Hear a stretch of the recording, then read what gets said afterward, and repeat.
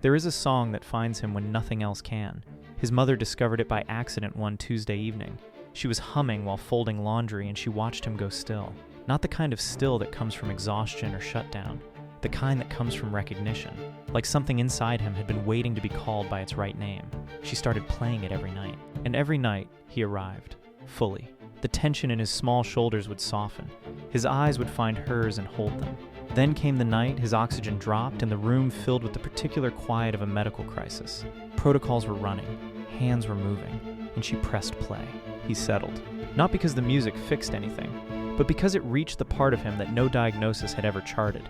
The part that was simply and completely a person. She understood something then that no clinical report had ever told her. He has an interior life, rich and real and his own. She was just given the key.